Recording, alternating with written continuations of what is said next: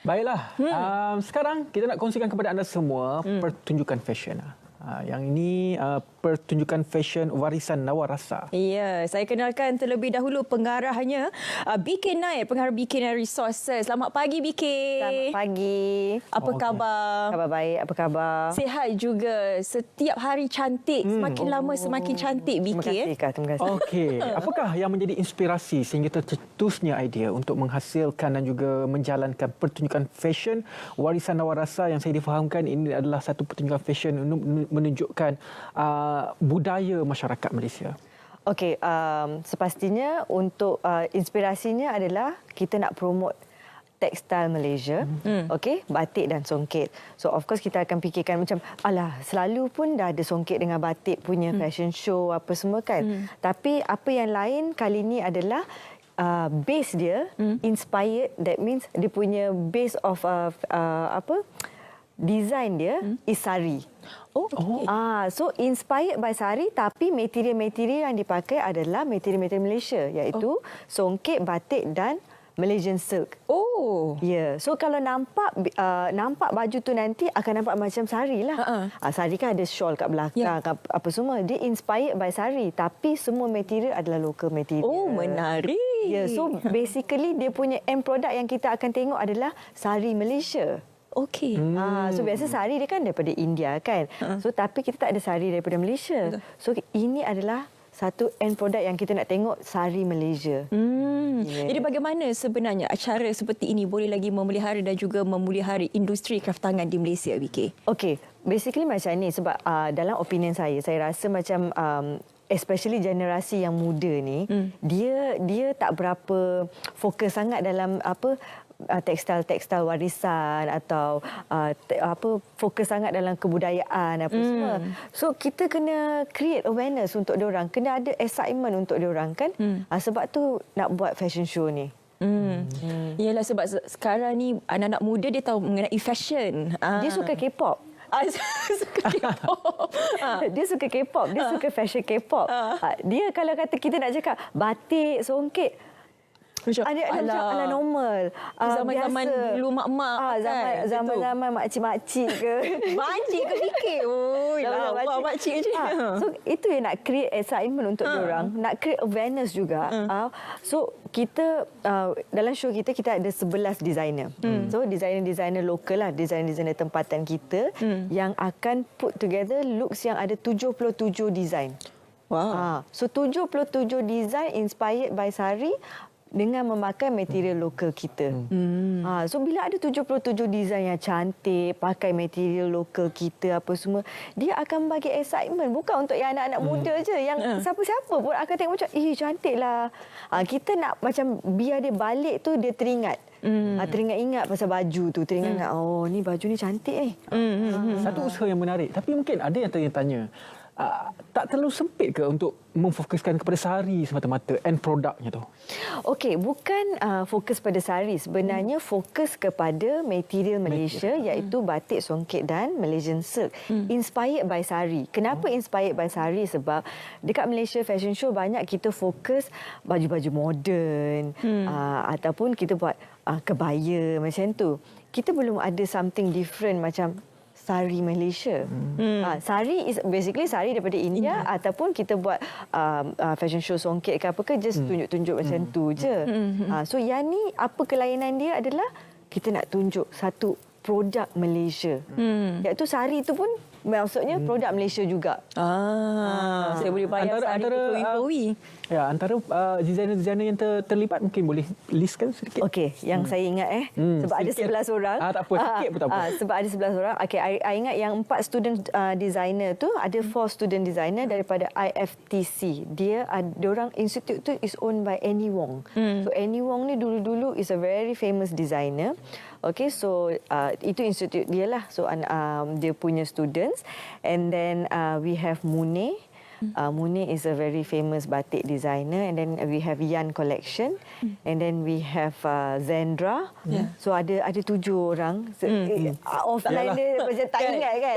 Tak ingat pula soalan ni. Secara tentatifnya, bagaimana perjalanan program ini? Okay, so basically kita fokus on the fashion show sahaja. Okay. So the flow of the program adalah kita akan buat opening and then terus fashion show. Sebab kita ada 77 looks. Sebenarnya saya wanted 100 looks sebenarnya. Okay. Saya bayangkan masa sebelum kita start event 100 designs. Maksudnya 100 design inspired by sari dengan songket dan batik. Tapi dapat 77. Tapi itu pun semua orang kata dah banyak dah. So I rasa puas hatilah 77 tu. Mungkin ada signifikan ke di sebalik 77 tu? Tak ada. Memang itulah yang ada. Tiba-tiba I bayangkan 100 tapi dapat 77. Kami dah fahamkan juga ada bengkel sebelum itu. Itu bengkel apa?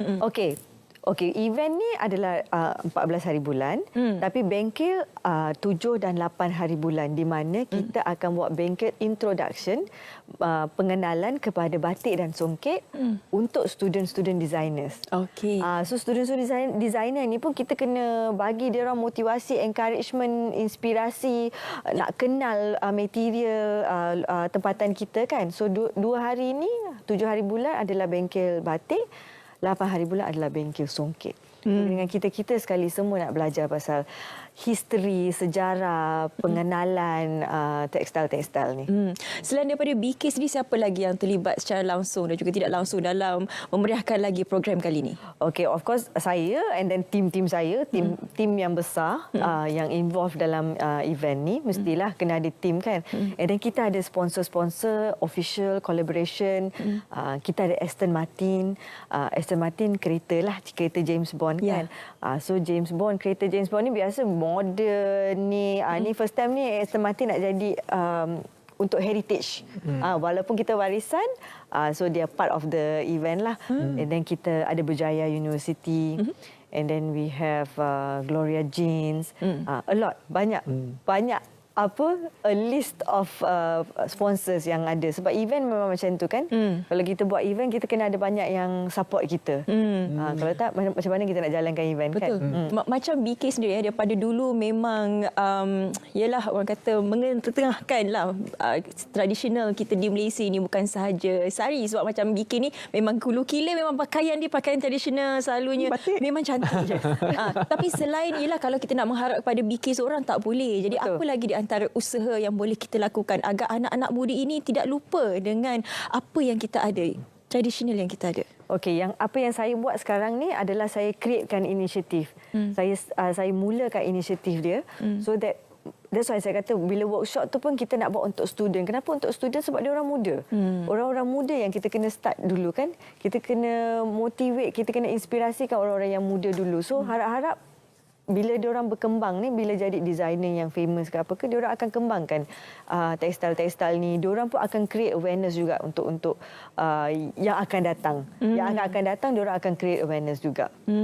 Okey. Untuk menyaksikan fashion show ini, bagaimana, BK? Okey. So, untuk menyaksikan fashion show ni, boleh dapatkan seats. That means tiket lah. Boleh DM kita di Instagram, World Sari Day Malaysia. Bila DM kat situ, bagi tahulah nak dapatkan seats untuk menghadiri majlis fashion show. Okey, yang ni World Sari Day Malaysia ni bila sebenarnya? Okey, World Sari Day Malaysia kita buat March. Okay. March 19 kita buat. World Sari Day Malaysia adalah event pertama di Malaysia yang kita buat World Sari Day. Kita celebratekan World Sari Day Malaysia. Internationally ada World Sari Day, World Sari Day December 23rd. Tapi World Sari Day Malaysia adalah kali pertama di Malaysia tahun ni. Tapi menarik. Sebenarnya sari bukan saja dipakai oleh kaum India, tapi kalau kita lihat sekarang, kalau ada sahaja dinner tema Bollywood, satu company akan pakai sari kalau perempuan lah kan. Betul. Tapi macam mana penerimaan, BK melihat penerimaan sari itu oleh masyarakat dan juga kaum lain di Malaysia? Saya rasa sari is like a Malaysian thing juga tau. Sebab kadang-kadang sari ni bukan pakai secara macam sari je. Sari ni buat kebaya, buat skirt, buat baju. Kain sari. Kain sari. Kain sari ni banyak kan famous buat kebaya, buat skirt, buat baju apa semua. So walaupun tak dapatlah pakai, tak dapat lilitkan sebagai sari pun, kain sari tu I rasa hugely dipakai di Malaysia.